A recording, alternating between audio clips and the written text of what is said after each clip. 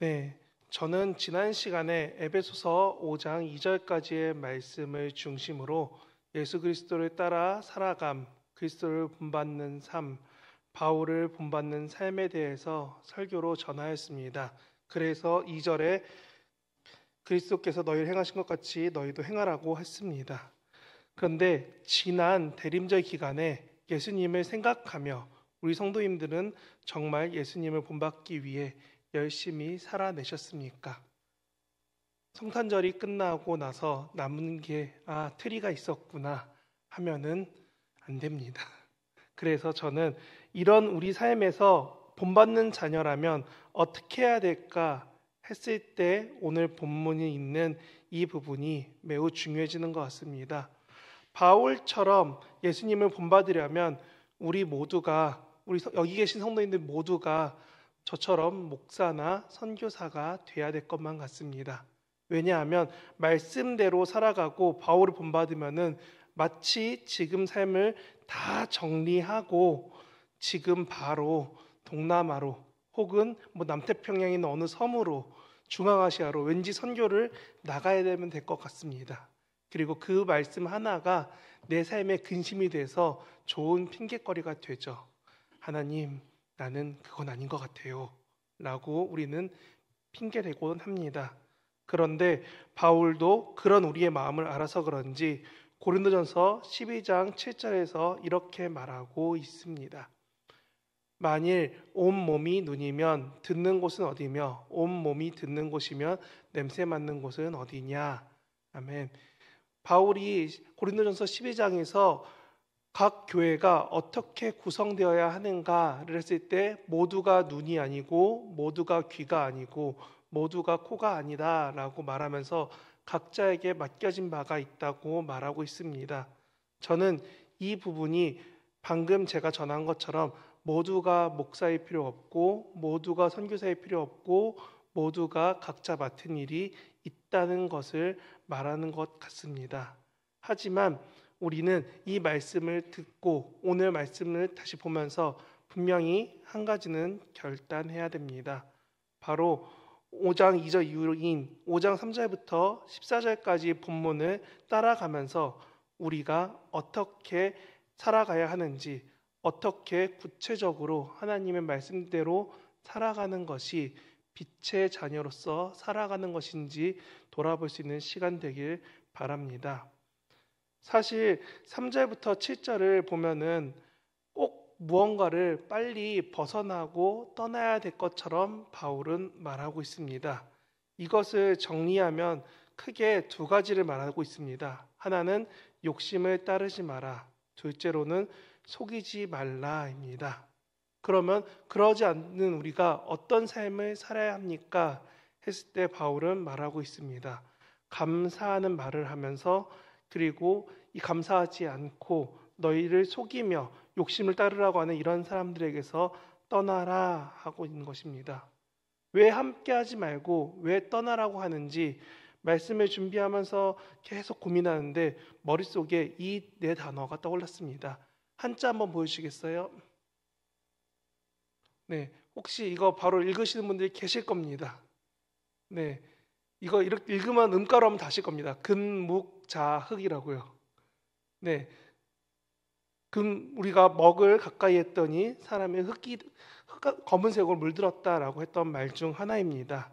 내려주셔도 됩니다.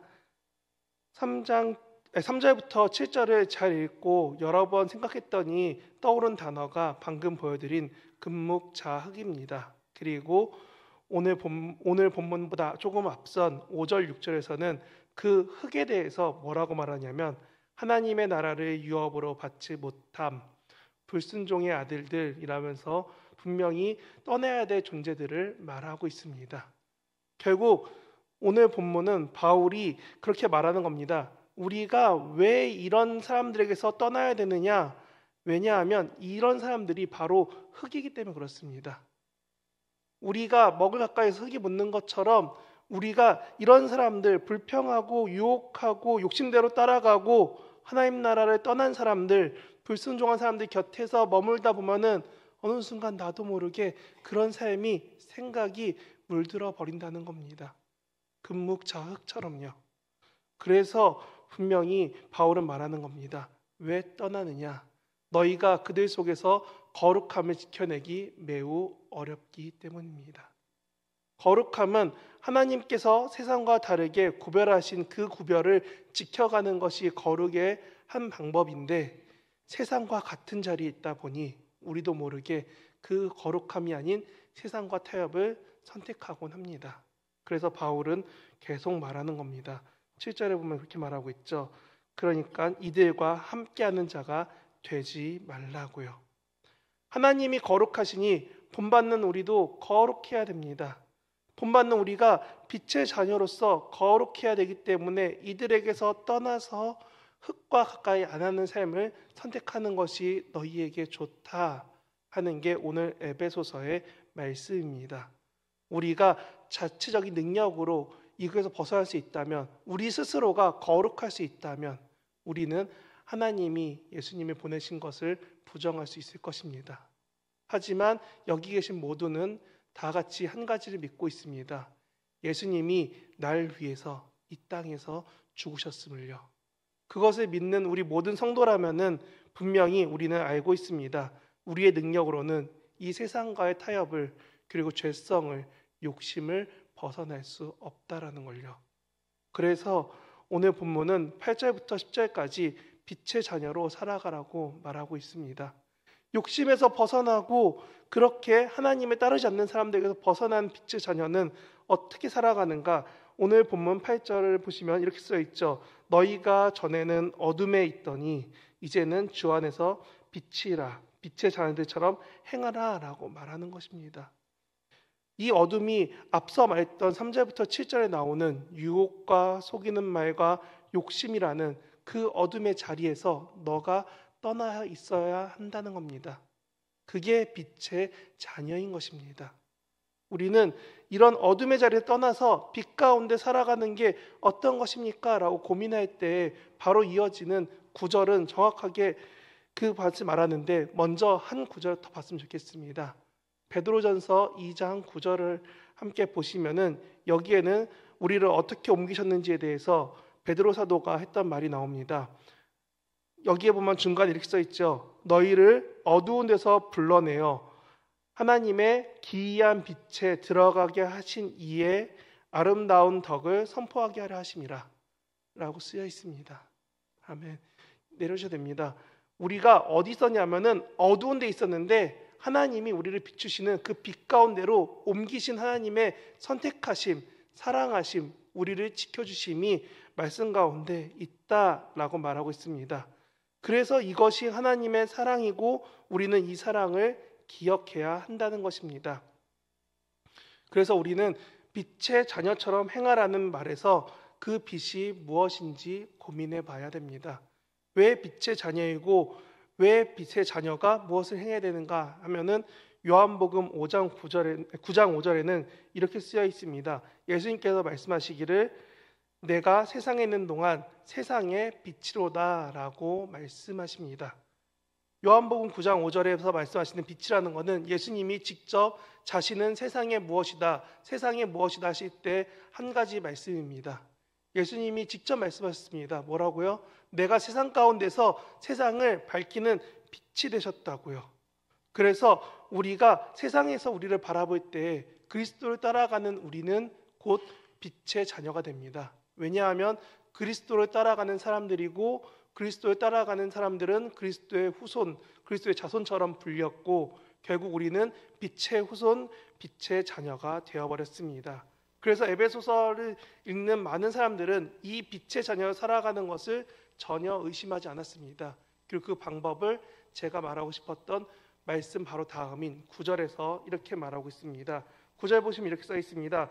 빛의 열매는 모든 착함과 의로움과 진실함에 있느니라 라고 쓰여 있습니다. 말씀 내려주셔야 됩니다.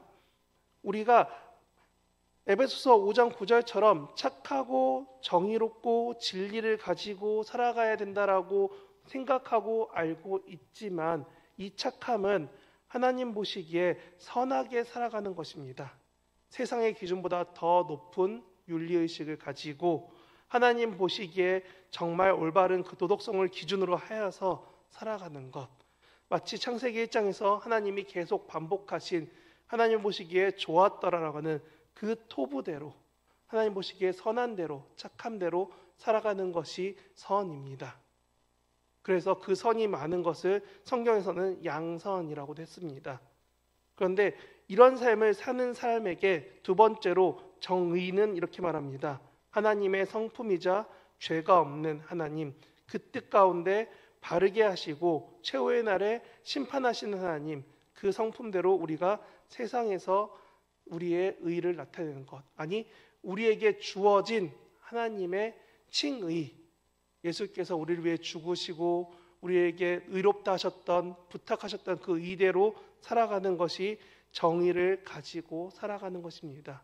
착하고 정의롭고, 그리고 그 다음에 있는 진실함, 진실함을 다른 성경에서는 진리라고도 합니다.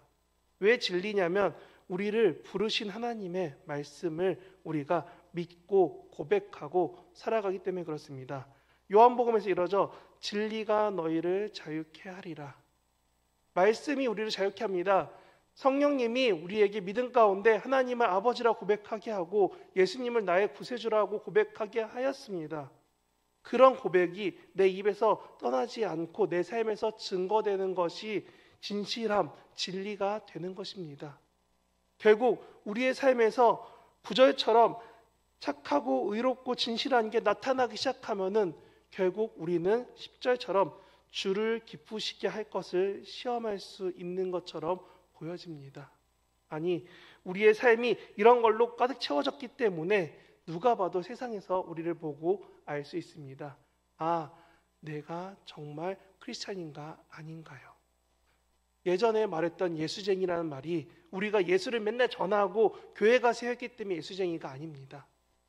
우리 삶에서 이런 선하고 하나님 보시기에 의로운 일들이 나타나고, 그리고 우리 삶에서 계속적으로 진실하게 예수님 믿고 살아갔기 때문에 세상 사람들이 알 수밖에 없었습니다. 저 사람은 정말 크리스천이구나. 그리고 이런 모습을 저는 드러남이라고 생각합니다. 11절부터 13절을 읽어보시면은 우리가 어떻게 드러나고 또 우리 삶이 어떤 부분을 드러내지 말아야 될지에 대해서 나타내고 있습니다. 세상은 다 우리가 크리스찬이라고, 기독교인이라고, 교회 다닌다고 다 알고 있는데 이것은 말씀드렸던 구절처럼 우리 삶에서 나타나는 무언가가 있기 때문입니다. 내가 기도하기 때문에 언어가 바뀌고 내가 삶이 하나님을 찾기 때문에 조금 더 선해지고 조금 더 품어주고 조금 더 나아졌을 때 결국 우리의 삶에서 빛이 납니다. 그래서 이렇게 드러내는 빛은 결국 손전등이 어둠을 물러내듯이 하나님의 선한 빛이 우리에게 계속 비추게 되고 우리 또한 그 빛을 반사해서 비추게 되는 것입니다. 태양의 빛을 달이 비춰줍니다. 우리는 지금은 모르지만 달빛 하나만으로도 밝아서 어두움을 잘 걸어가곤 했습니다. 그렇게 우리 삶에서 제대로 빛을 전하고 있는가, 증거하는가가 매우 중요한 것이 됩니다. 그리고 이 빛은 우리에게 다시금 말합니다. 전혀 그 빛에서 숨을 수가 없다라고요. 어린 시절 제가 들어봤던 어떤 부흥사 목사님의 재미난 예화가 이런 게 있었습니다. 여러분 십계명은 다 아시죠? 근데 사실 십계명, 성경책 써 있는 십계명 뒤를 열어보시면은 구석에 잘 안 보이게 무언가 11계명이 써 있습니다 라고 부흥사 목사님이 얘기하시니까 다들 눈이 땡그레지셨습니다. 도대체 11계명 무엇이냐 했더니 목사님이 작은 목소리로 이렇게 말씀하셨어요. 들키지 마라 라고요. 그래서 안 보이는 거랍니다. 10계명까지 다 있는데 11계명이 안 보이는 이유는 들키지 않기 위해서 안 보였답니다. 그런데 우리는 잘 알고 있습니다. 하나님 앞에서 숨길 수 없습니다. 어디에든 계시고 우리 생각을 다 아시는 하나님 앞에서 우리는 전혀 숨길 수 없습니다.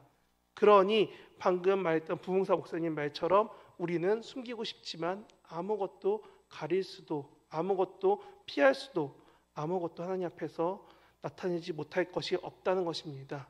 그래서 우리는 돌아봐야 됩니다. 내 생각이 어디로 가는지, 내 행동이 어떠한 것을 하는지, 내가 아침에 일어나서 혹은 잠들기 전까지 내 주된 생각과 행동과 나의 말과 나의 삶에서 나타내는 것이 무엇인지, 정말 그곳에 하나님이 있었는지, 혹은 다른 것들로 가득 차서 하나님은 혹시 보이지 않게 되었는지 돌아봐야 됩니다. 드러남이란 우리가 숨기지 못하는 것이고, 이것에 대해서 야고보서 1장 17절은 이렇게 말하고 있습니다. 1장 17절 보면 이렇게 써 있습니다. 위로부터 빛들의 아버지께로부터 곧 하나님께로부터 빛이 내려오나니 그 빛은 변함도 없으시고 회전하는 그림자도 없으시니라 라고 쓰여 있습니다. 아멘.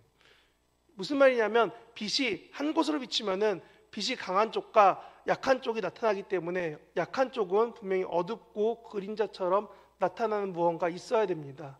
그런데 하나님의 빛이 너무 강하기 때문에 그림자가 있을 자리조차 없다라는 게 야고보서가 말하는 하나님의 강력한 빛이다라는 것입니다.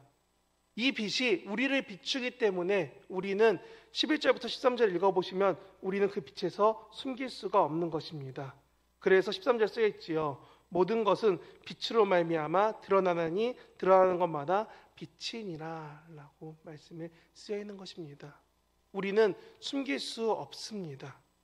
우리 삶에서 분명히 말씀처럼 숨을 수도 없고 숨길 수도 없고 그저 하나님만 묵묵히 바라며 믿고 살아내야 되는 것입니다. 내 삶에서 거짓이 있으셨습니까? 내 삶에서 아까 말했던 하나님이 말했던 의로움까지 이루지 못한 나의 잘못된 부분들이 조금씩 있었다면 우리는 분명 회개해야 됩니다. 그리고 책망받을 모든 일에서 떠나야 되는 것입니다. 그게 우리가 회개해야 되는 이유이고, 그 회개는 단지 나와 하나님만 하는 것이 아니라 더 넓혀져서 우리 주변에도 사랑을 흘려보내듯이 회개함으로 분명히 선한 것을 흘려보내는 것입니다. 이것이 바로 착함, 의로움, 진실함의 삶이 되는 것입니다. 그래서 저는 오늘 전하고자 하는 말씀의 마지막을 14절로 잡았습니다. 14절에 보면 이렇게 쓰여 있습니다. 잠자는 자여 깨어서 죽은 자들 가운데서 일어나라. 그리스도께서 너에게 비추시리라. 아멘. 왜 이 말씀이 쓰여 있냐면 성경책에 보니까 이렇게 써 있더라고요. 이것은 아마도 초기 교회에 세례식 때 세례받는 사람과 회중들이 함께 고백하던 함께하는 고백이었을 거다라고 말합니다. 그러면 다시금 14절 보시면 이렇게 쓰여 있습니다. 잠을 자고 죽은 자들 가운데 있는 우리가 어떻게 되냐면 일어나고 깨어서 그리스도 가운데로, 그 빛 가운데로 가야 한다 하는 것이 14절의 말씀입니다. 그러면 우리는 아까 말했던 13절까지의 빛을 생각하면서 8절에 말했던 어둠을 생각하면서 우리가 어디에 있는지, 내 삶에서 빛은 지금 나타내고 있는지 고민하고 살아가야 한다는 겁니다. 우리가 전에는 어둠이라고 말하는 8절처럼 우리가 계속 영적으로 어둡고 잠들어 있고 힘들어하고 있고 죽어 있는 그 삶을 살아가길 원하신다면, 그 삶 가운데 살기를 결단하신다면 아무리 말씀대로 살라고 말해도 들리지 않을 겁니다. 하지만 내 믿음이, 내 결단이 그 삶이 아닌 그리스도를 닮아가고 빛의 자녀로 살아간다라고 결단하신다면 분명히 이 말씀대로 붙잡고 살아가길 바랍니다. 그래서 저는 말씀을 정리하면서 두 가지 말씀을 더 말씀드립니다. 창세기 1장 3절에 보면은 창세기에서 이런 말씀이 있습니다. 하나님이 이르시되 빛이 있으라 하시니 빛이 있었고, 고린도후서 4장 6절에 보면 이렇게 써 있습니다. 어두운 데에 빛이 빛이라 말씀하시던 그 하나님께서 예수 그리스도의 얼굴에 있는 하나님의 영광을 아는 빛을 우리 마음에 비추셨느니라. 아멘. 왜 변화산에서 예수님이 얼굴이 변하였고 빛이 나고 그 광채가 너무 밝았는지, 예수님의 말씀을 제대로 깨닫게 된 바울의 그 말 때문에 사람들이 놀라서 바울 얼굴에다가 수건을 왜 덮었는지 우리는 생각해야 됩니다. 우리가 정말 빛을 증거하며 살아가는지 아니면 그저 나만 보면 살아가는지요. 제가 평상시에 안경을 낍니다. 그런데 안경을 끼다가 혹시나 졸려서 엎어져 자면은 안경에 뭐가 묻습니다. 그러면 앞이 잘 안 보이죠. 아마 안경 쓰신 분들은 다 아실 겁니다. 그럴 때 어떻게 하냐면 안경을 닦아야 됩니다. 그리고 요 근래 많은 눈이 왔을 때처럼 눈이나 비가 많이 오면은 전주등이 아무리 밝아도 운전하시는 분들 아시겠지만 앞이 안 보입니다. 우리 삶에서 분명히 하나님을 바라보고 하나님을 향하고 하나님을 정확하게 생각해야 되는데 내 삶에 하나님의 바른 것들, 회개하지 않은 것들, 하나님 쫓지 않은 것들이 가득해지면은 우리는 빛의 자녀라고 했는데 형광등이, 손전등이 이제 전기가 다 돼서 꺼져가는 것처럼 약해져 버린 빛만 나오고 있습니다. 내 앞에 보여져야 되는데 하나님의 빛을 내가 전하며 증거하며 살아야 되는데 그 증거함은 한 발짝도 나가지 못할 수 있습니다. 그래서 오늘 본문을 전했던 3절부터 14절까지를 볼 때 가운데 그 말씀이 있는 것입니다.